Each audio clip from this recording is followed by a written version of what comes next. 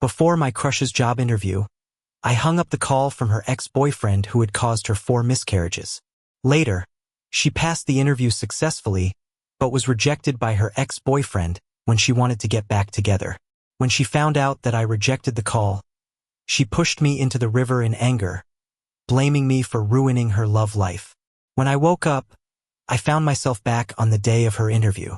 This time, I answered the call without hesitation and handed the phone to her as she was about to enter. Ignoring the interviewer's prompts, she ran to her ex-boyfriend outside. Despite the whispers around me, I saw Becky disappear into the pouring rain and felt a sense of reality. I truly felt reborn. As I contemplated the situation, a man approached me and asked if Becky was a childhood friend, worried about her sudden departure.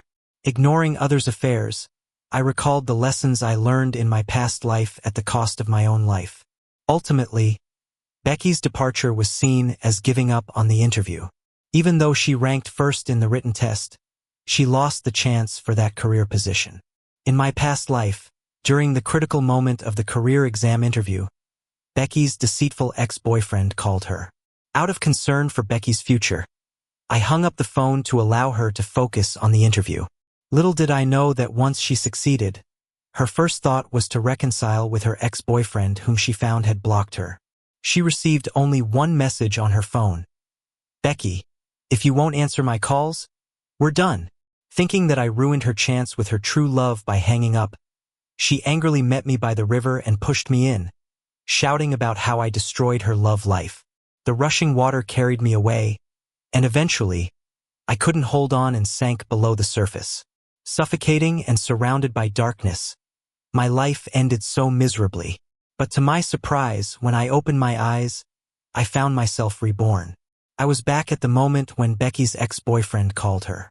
Watching the vibrating phone and Becky preparing to enter, I didn't hesitate this time.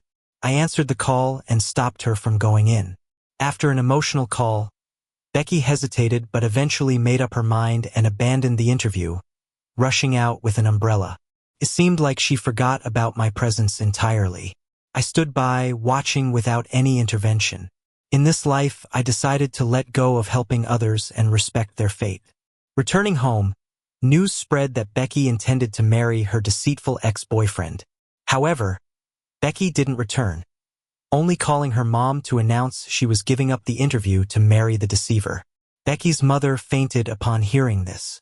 Overwhelmed with emotions, my mom comforted me, advising me to let go as Becky and I were perhaps never meant to be. Becky and I grew up together since childhood. She used to follow me like a shadow, calling me Brother David in her sweet voice. People in the village often teased us, suggesting Becky would grow up to marry me. As we grew older and entered high school, I realized my feelings for this companion I grew up with. Throughout high school, I suppressed my burgeoning love and stayed by Becky's side. After getting into the university of our dreams, the once radiant Becky caught someone else's eye before I could confess my feelings. Becky fell for Ken, a troublemaker from the neighboring vocational school. Ken rescued her from a stalker one night and soon won her heart with his rebellious charm. Becky, usually obedient, couldn't resist Ken's pursuit and soon got involved in a reckless lifestyle.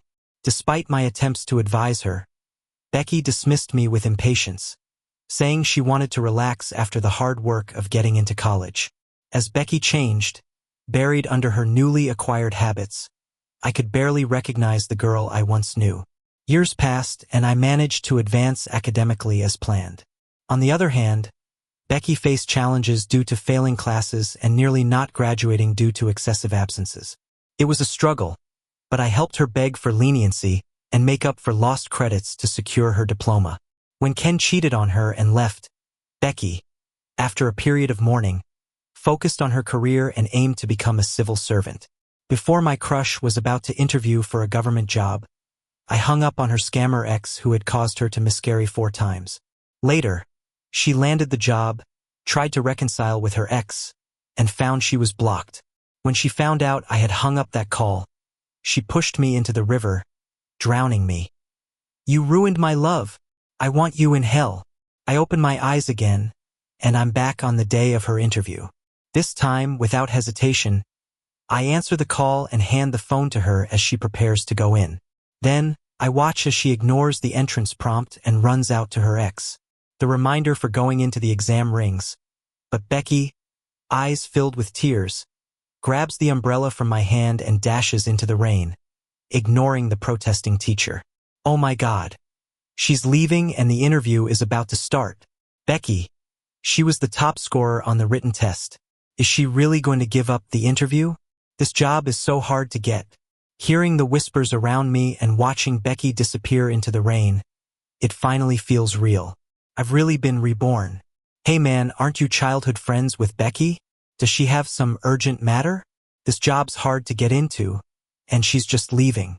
You didn't even try to stop her? I just wave off the guy who's talking to me and say, I'm not really close, don't want to meddle in others' business. Not interfering with others' destinies is a lesson I traded my life for in my last one. In the end, Becky's departure was seen as forfeiting the interview. Even being top of the written exam didn't get her the position. In my last life, it was the same. At the crucial point of the job interview, Becky's scammer ex called her. Thinking of her future, I hung up the call, wanting her to focus on the interview. I didn't expect her to want to reconcile with him immediately after getting the job. When she called him, she found out she had been blocked. The only message left was, Becky, since you didn't take my call, let's never meet again. Becky hated me for ending the call, blaming me for ruining her chance at true love. She asked me to meet by the river and yelled at me, face twisted, David, you're horrible. Caught off guard, she pushed me into the river. You destroyed my love. I want you in hell. I was swept away by the rushing river, rising and falling with the waters, until I finally couldn't hold on anymore and was pulled under. The feeling of suffocation, water in my throat, and endless darkness overwhelmed me. My life ended in such a pathetic way. I didn't expect to open my eyes and find out I had been reborn. I returned to the critical moment of her ex's call. Watching the vibrating phone and Becky about to go in, I answered the call without hesitation and stopped her. Whatever was said on the other end made her very emotional, conflicted. But in the end, she made up her mind, gave up on the interview, and ran out with an umbrella. It seems she forgot I was even there. I just watched coldly without any interference. This time around, I'm going to let go of my need to help, respecting others' fates.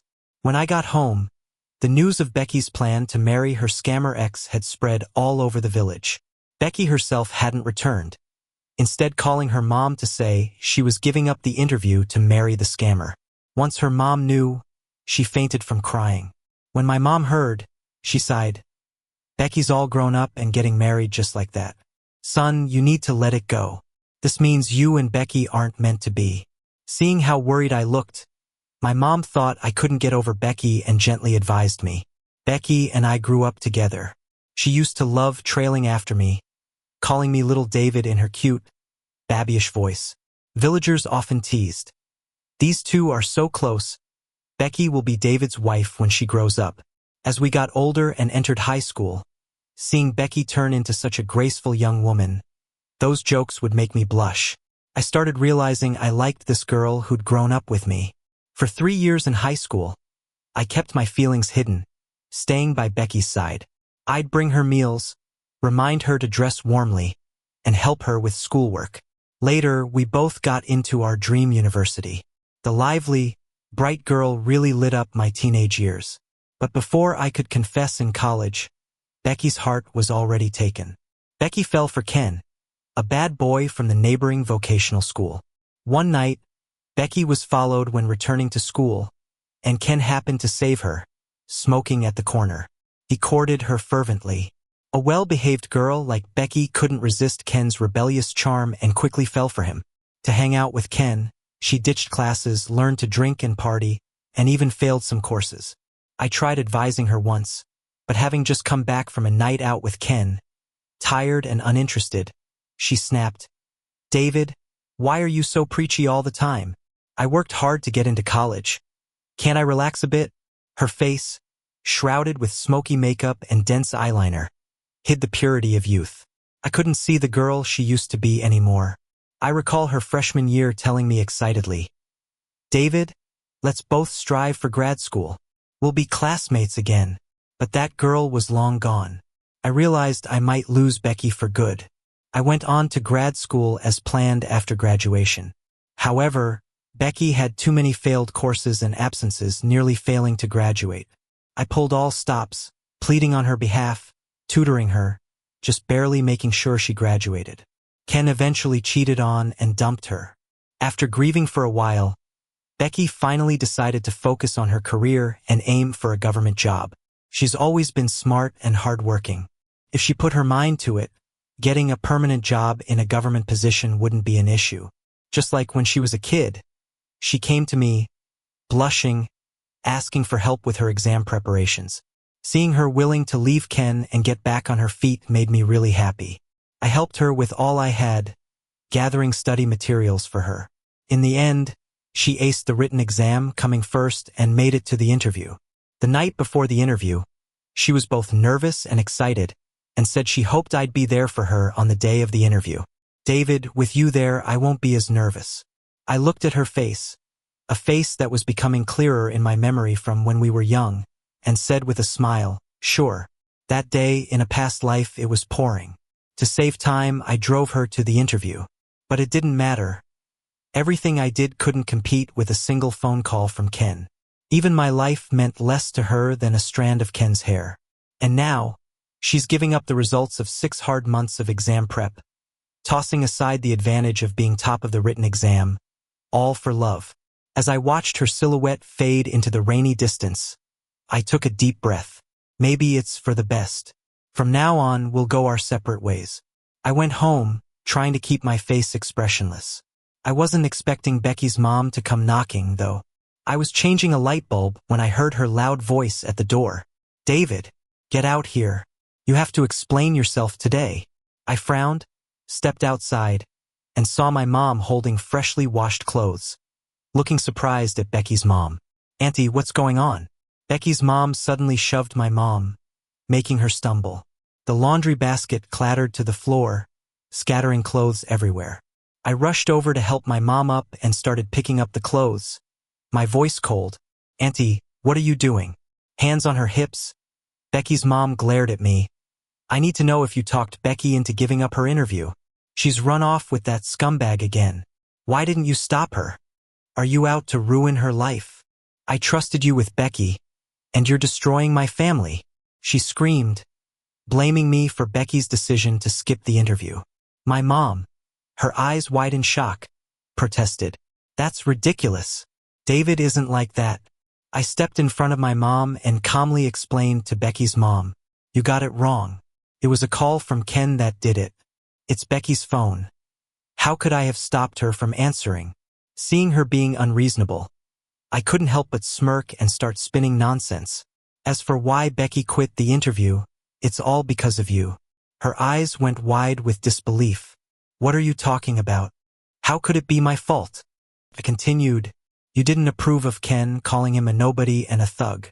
Becky thought if she got that job, you'd never let her be with him, so she chose not to go through with it." Becky's mom was shocked into silence by my absurd explanation. Her yelling had drawn a small crowd of curious neighbors at the door and on the street. "Don't meddle in the kids' lives. Right? Even if Becky messed up, it's not on David. Why are you making a scene here?" Embarrassed by their comments, Becky's mom shot me a last angry look and left, muttering, "Wait till that girl gets back. I'll break her legs." Eventually, the issue blew over. Then, 3 months later, Becky came back. Along with her was Ken. Ken, I have to admit, had the kind of good looks that some people find irresistible. The kind of charm that makes good girls in TV dramas blush over the bad boys. Becky clung to Ken happily but a little nervously when we ran into each other at the village entrance. Her eyes lit up when she saw me. "David, this is Ken." Ken smirked at me, looking every bit the proud victor as he said, "You must be the big brother Becky grew up with. She's mentioned you. Sorry to say, Becky and I are getting married." He said sorry like a challenge, enjoying his moment. Hearing this, I was a bit shocked. They were rushing into marriage. How were they paying for a wedding without stable jobs? Then Becky shyly touched her stomach. I'm pregnant. 5 weeks. We want to get married soon. A strange feeling washed over me. Becky pregnant again. Before this, she'd had 4 abortions because of Ken, each time with me by her side at the hospital. The last time, the doctor scolded me, thinking I was Becky's boyfriend. You kids are out of control. If it happens again, she may never be able to have kids. Now she was expecting Ken's baby again. I turned my gaze to her belly, overwhelmed with pity. If this baby made it, it might just face a tough life. A love-struck mom, a debt-ridden dad, a grandma obsessed with money, and a family due to fall apart. Ken owed money and was blacklisted by banks for default. Trying to smile, I could manage only a flat, congratulations, as I passed them. I'd likely never know how she'd explain this to her mom. Coming back from my grandma's house at the East End, I saw a busy scene at Becky's home. The yard was full of guests and festivities. Becky's mom was bustling about, excitedly saying, "Oh, I knew my son-in-law had potential. He's driving a BMW now. Becky from my family has been outstanding since she was little, and the two of you really make a perfect match." I finally noticed a BMW parked in front of her house. Ken smirked and said dispassionately, "Mom, just go ahead and spend that $20,000 bridal gift. Becky won't suffer with me." Hearing that, Becky's mom's face lit up with smiles, repeatedly saying how good that sounded. I had told Becky long ago not to bother with a career path, just marry Ken. It was that boy next door who talked her into it. "Oh, it's better this way. Seeing you two getting married puts my mind at ease. Ha ha ha." Looking at Becky's mom and her money-hungry attitude, I wasn't at all surprised. I was just puzzled about how Ken suddenly got so rich driving a BMW and could give Becky's mom 20 grand all at once. Seeing me passing by the door, Becky's mom called out, "Hey, isn't that David? Come in and join us for dinner." She smiled smugly. I smiled lightly and said, "No thanks, Auntie. My mom's waiting for me at home." Becky's mom pretended to be disappointed. "All right, too bad you'll miss this meal. My son-in-law spent a fortune on this gourmet dinner. To be honest, what's the point of studying for a graduate degree? My daughter didn't need one to find a wealthy husband." The next day, news that Becky was marrying Ken spread all over the village. Becky's mom would tell everyone her daughter married rich, with a $20K bridal gift, arriving in a BMW. I had lots of questions but didn't bother to dig deeper. After all, none of this concerns me anymore. Once the holiday ended, I headed to City A for work. On the day I left, Becky wanted to see me off, but Ken stopped her. "Why send him off? Come on. I'll drive you around the village in the BMW." What happened after that, I'm not sure. I just heard from my mom that Becky followed Ken to the city, probably living the good life. After finishing my graduate studies, I passed the exam to work at a top hospital in City A. My dad died of cardiovascular disease, so becoming a doctor has always been my dream. Back in high school, I wrote a wish on my goal card to become a life-saving doctor, and now it's come true. I remembered when Becky looked at me with bright eyes during our late-night study sessions and asked, "David, what's your goal? Want to swap cards and share?" On Becky's card, she had neatly written that she wanted to become a judge, upholding justice. Now we're all grown up. The girl who used to write me little notes in study hall is long gone. One day, as I went to the OB/GYN department to give my college buddy John his car keys, I saw a familiar figure in front of the clinic. Becky was holding Ken's arm, while Ken frowned and smoked in the hallway. Surrounded by pregnant women, everyone gave him dirty looks. A young nurse coldly told Ken, "Sir, please go to the smoking area. No smoking here." Ken gave the nurse a dismissive look and replied arrogantly, "Mind your business. I'll smoke wherever I want." The nurse turned red with anger. "There are pregnant women here, sir. Please respect the hospital rules." Becky defended Ken, her voice bossy. "I'm a pregnant woman too. If I can handle it, why can't they?" The nurse was shocked into silence. Eventually, the husband of another pregnant woman stood up to stop Ken. Standing at 6'3", he scared Ken enough that he didn't dare say a word and slunk off into the hallway. Becky followed quickly behind. I told you to come to the appointment yourself, but you wouldn't listen. What's my coming gonna do? Ken snapped harshly.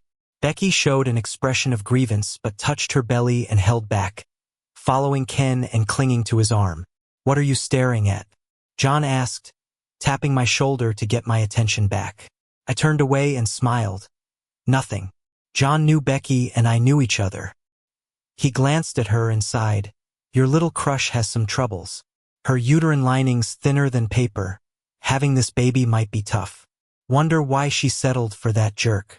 In the examination room, she was scared of the checkup but still had to comfort that guy's attitude.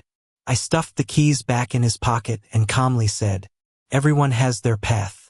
Maybe she's content with it. I thought Becky and I wouldn't cross paths again, but to my surprise, I ran into her again at lunch when I went downstairs to buy coffee. Ken was strutting ahead with hands in his pockets, while Becky followed behind, organizing medical documents, her hair a bit disheveled. She looked embarrassed when she saw me. David, you work here? I nodded slightly, glancing at her medical papers. Everything okay? Talking about the baby? Becky smiled sweetly. The baby's very healthy. Ken snorted with disdain. So, you're a doctor, huh? Suddenly, Becky seemed dissatisfied. David, your hospital's nurses are really awful. Telling my husband what to do. Confused, I looked at her as she continued. She dared to stop my husband from smoking. It's not her house. Why is she so nosy? I think she's into him 'cause he's handsome. I inwardly chuckled. You do know it's a public place, right? And an OB/GYN ward at that. Can't you guys read the rules? Ken realized I was indirectly referring to him and arrogantly spat out. Who are you calling uneducated? Huh? You're just a doctor. Who cares? I ignored Ken and turned back to Becky. You still thinking about that civil service exam? You've got a good foundation. Becky hesitated, her eyes flickering. Putting it off for now. Studying too hard isn't good for the baby, and my husband doesn't want me to stress. She awkwardly tugged Ken's sleeve and said, Let's go, David. Watching their figures disappear into the distance, I took a sip of my cold, bitter coffee. It's no surprise. Everyone's got their own path in life. Maybe we used to chase dreams for the future together. But Becky met Ken and stopped in her tracks. Even though Ken wasn't someone worth trusting, it was her decision to make. I glanced at an invite for an academic conference abroad on my phone and couldn't help but smile. Good for me, I'm not her. I won't pause my steps, and I won't forget the dreams I once had. It was a year later when I returned home. In that time, I had studied abroad and learned a lot. My cousin's wedding brought me back to attend. Before the wedding, I went to a get-together. A bunch of childhood buddies were there, people I grew up with. As adults, we all went our separate ways, starting families and careers, and it was quite an event to gather once again. David studied abroad for a year and has become way more serious. Haha. Out of all of us, only David stuck to his original goals, pursuing medical research, unlike me who had to take the grad school exam twice to make it. I didn't say much, just listened quietly as everyone joked and shared the struggles of the past years. Hey, what about Becky from next door? Haven't seen her in ages. Her story of scoring the highest on the government job test but skipping the interview still gets talked about at work. The person who mentioned her had taken the same test the same year and got the job because Becky didn't. Giving up for a guy, that's like a god falling in a battle of the gods. David, you were closest to Becky. Got any updates on her? My hand trembled a bit as I poured tea, and I laughed. Haven't been in touch for a year, not really sure. My cousin, who walked in with snacks, overheard and leaned in. Are you talking about Becky? Oh right, you wouldn't know since you haven't been around. She got conned and dumped by that guy. Even had to end an 8-month pregnancy. My grip tightened around the teacup, and everyone was shocked. Wasn't she married to a really rich guy? I heard there was a $20,000 dowry involved. Cousin waved her hand. Expression tangled. Nah, that $20,000 was all borrowed. He was a con artist. When he couldn't borrow more, he tricked Becky into using her ID to borrow. Now she's left with debts she can't pay and is marked as unreliable. Can't even try for the government job now. I didn't expect that the money Ken used to impress Becky's mom was all borrowed. Only from my cousin did I learn that Ken kept delaying a registry with Becky, tricking her to wait until after the baby was born. Unexpectedly, within 3 months, he cheated again, deceiving another naive college girl. After finding out, Becky was heartbroken but ready to leave Ken and start fresh. But Ken dropped a bomb on her. He'd already borrowed over $500,000 using Becky's ID on various loan platforms. That $500,000 was spent on gambling, mistresses, luxury cars, anything but Becky. Her family couldn't repay it, leaving her financially blacklisted. David, Becky's mom, even came to your house causing a scene. I frowned, realizing Mom never mentioned that. I know your mom didn't tell you, but Becky's mom wanted you to lend Becky money to pay off the debts because Becky couldn't reach you. She couldn't reach me for a reason. After parting ways at the hospital, I blocked all her contacts thinking our paths wouldn't cross again. Everyone sighed at the thought of how Becky, once so radiant, was now tarnished and likely trapped in hardship for life. The next morning, when I went to get breakfast, I saw Becky. The sight of Becky left me speechless. She looked as if she'd aged 10 years, her once black hair now dry and brittle, her face exhausted, dark shadows under her eyes, her figure unrecognizably heavier, helping at her mom's breakfast shop. When she saw me, she froze with a flicker of light in her eyes. Seeing me, Becky's mom brightened up, like she'd seen someone to dump their problems on. "Oh, David's back. Wow, David's doing well these days.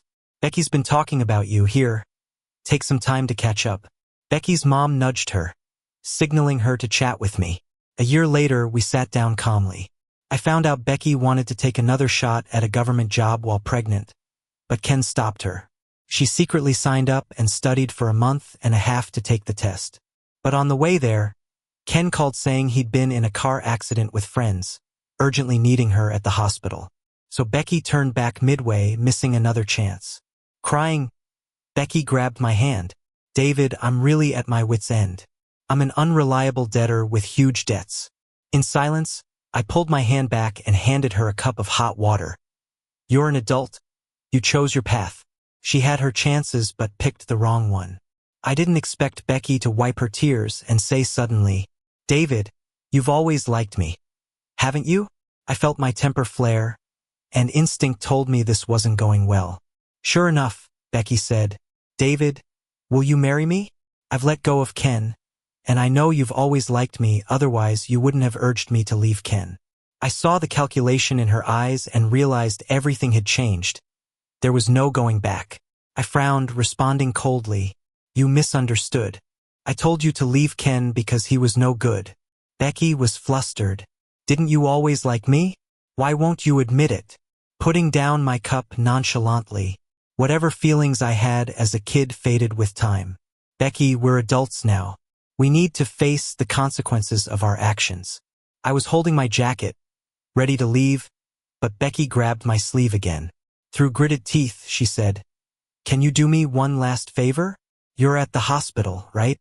Could you get me a marriage checkup report?" I looked at her, confused. Becky looked a bit ashamed but came clean. She's had 5 abortions and can't have kids anymore. Abortion history shows up on marriage reports. She can hide her debts but can't fake the report. Last time she went on a date and they'd even discussed dowry. Her date saw the report and bolted. I looked at Becky, thinking she's a total mess. "I don't have that kind of power. You can't cheat on this one." Seeing my refusal to help, Becky stood up and yelled, "You're not responsible for what I've become. When Ken called me, if you'd stopped me, I wouldn't have ended up like this. Why didn't you stop me back then?" I stopped in my tracks and looked at Becky's angry face, asking, "If I had stopped you and you lost Ken forever, would you hate me?" Becky replied, "Of course not. If you'd stopped me, I wouldn't be like this. At least I wouldn't be like this now. David, you made mistakes too. You should take responsibility for my life." Listening to her, I almost laughed. In my last life, before dying, Becky's venomous curse still echoed in my ears. "You damn simp. You ruined my love. Go to hell." She pushed me into the river without hesitation, laughing from the shore. The moment she knew I missed her call, she couldn't stop hating me. She caused chaos at my house and trashed it. She made a scene at the hospital saying I didn't deserve to be a doctor. And now she claims she wouldn't hate me and wants me to be responsible for her life. It's ridiculous. She's always seen me as a backup plan and knew I liked her. That's why she felt entitled to use my feelings. But now her supposed backup plan is gone too. I got into my car and drove away slowly, not looking back. In the corner of my eye, I saw Becky's mom rush out and slap her arm, shouting, "Useless. Didn't you say David always liked you? Who else would marry you or pay your debt?" I left without looking back, with Becky sobbing in the background. On my cousin's wedding day, I didn't expect Becky to show up. She'd fixed herself up, makeup and all, looking somewhat like her confident old self. But the light in her eyes was gone. My cousin met her husband during a trip. After getting cheated on in college, she swore off men to focus on studying bachelor's, master's, PhD. Now she's successful and happily married. In looks and talent, my cousin wasn't as good as Becky. Her college degree wasn't as good either. But on and off stage, 2 different lives showed Becky played her cards all wrong. After the wedding, I was leaving again. Working now, home for me is only summer and winter with no spring or fall. The day I left, Becky was waiting at my door. Hesitant, she said, "David, do you have any lawyer friends in City A? Could you recommend me a job?" Seeing her fake innocence but underlying cunning, I knew she wasn't just looking for a job in City A. I couldn't throw this unstable bomb to my friend. I rejected her. Becky didn't give up. "David, my mom's setting me up with an old guy in town." Becky got close, eyes full of pity. "David, if you don't take me away, you'll never get another chance." She tried to hug me, but I pushed her away, frowning. Who she dated or married wasn't my concern. I drove away without looking back, leaving her alone in the wind. Later, I settled in City A, starting a new life. After work, I went to the gym and learned ceramics. It spiced up my life. Through colleagues, I met a wonderful woman. She was the opposite of Becky, vibrant and outspoken. We liked each other. While we were still getting to know each other, news of Becky reached me first. She's getting married again. My mom told me. Becky's mom set her up with a guy over 10 years older. He was divorced with kids and didn't care about her abortions, just wanted someone young and pretty to take care of his kids. He even gave a $30,000 dowry, making Becky's mom grin ear to ear. Becky changed her number and texted me, saying she was miserable marrying someone she didn't love. She asked if I still wanted to save her, giving me one last chance. Speechless, I realized she still acted like a haughty benefactor. I unblocked her and, predictably, got her friend request immediately. She sent me a wedding invite. "David, I wish my first wedding dress was for you. Remember the wedding dress shop we passed by in high school?" I didn't give her the chance to play emotional games. I quickly transferred money as a gift. "Congrats on the wedding. Wishing you a lifetime of happiness." Then, Becky invited me to a video call, which I immediately declined. She bombarded me with dozens of 60-second voice messages. But I didn't listen. I blocked her again. I didn't want to attend Becky's wedding, but on that day, I returned to my hometown. I wanted to see Becky's end, having fulfilled her wishes. The wedding venue was very basic. The old man's kids were still goofing around, spilling tea everywhere. Originally, the old man didn't intend to treat Becky well. He just thought he spent $20,000 on a young and beautiful maid. So when she saw me show up, Becky was thrilled. She didn't even want to exchange rings with the old man at the wedding.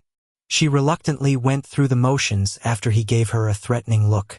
When toasting, Becky found a moment when the old man wasn't around and quietly came up to me, eyes full of expectation. "David, did you come to take me away?" I gave her a slight smile, showing the ring on my finger. "I'm already engaged, Becky. Congratulations on your marriage.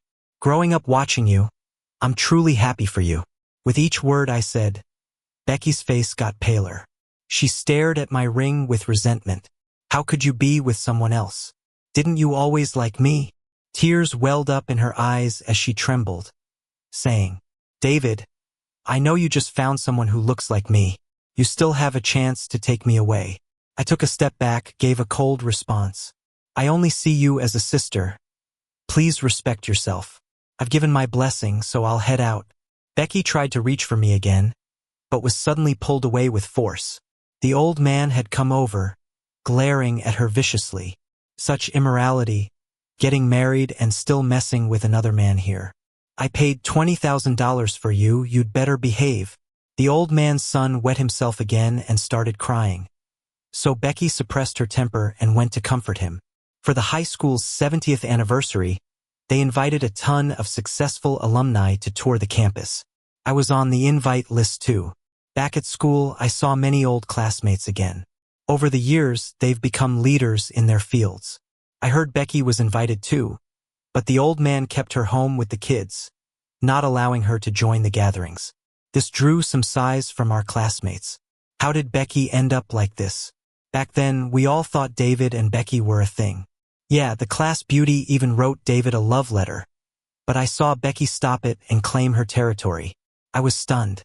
Someone actually sent me a love letter? How come I don't remember? Seeing my bewildered look, someone continued. David, you didn't know? I saw it coming back from gym class. The class beauty was by our back door trying to place a love letter on your desk. But Becky turned her down, saying you two would be together. I laughed, accepting it. Becky knew everything. She knew I liked her, so she'd always give off flirtatious signals, yet pretend to be innocent about relationships to mess with me. She comfortably enjoyed my help and special treatment while not resisting other temptations after college. Like that handsome guy Ken. How ridiculous. Fortunately, the past is like smoke, unable to stir my heart now. While discussing engagement with my girlfriend, we visited my hometown. My mom was overjoyed. During lunch, we heard the clattering and cursing of Becky's mom next door, mixed with the sound of dishes breaking. After my girlfriend left, my mom chatted with me, saying that in recent years, Becky's family had become a mess. Becky really got herself into trouble. I heard she's in debt for millions. I heard Becky reconnected with that scamming ex-boyfriend, left the kids locked up at home to meet him, and her son got burned by a kettle. Her husband almost beat her to death when he came home. My mom shook her head as she spoke. She had watched Becky grow up and felt a bit bad about her situation. I later heard that the old man found out about Becky still seeing Ken and wanted a divorce, demanding the $20,000 back. Unexpectedly, Becky demanded to split over $200,000 in divorce assets. The old man discovered Becky was millions in debt and was nearly knocked out from the shock. He went to Becky's parents' house, smashed everything he could find, and slapped her mom. You all teamed up to scam me. This was a scam marriage. I'm telling you, I won't give a penny. You'd better give me back my $20,000. At first, I was just entertained by the drama, but I never expected it to concern me. Becky started spouting nonsense to the old man, claiming that Ken's loan in her name was actually taken by me. I hadn't even left for home when the old man dragged Becky to my house, demanding back the $20,000 bride price. Give me back the bride price. Take this homewrecker and scam bride back. Looking at Becky's guilty face, I coldly laughed. Did you really say that to him?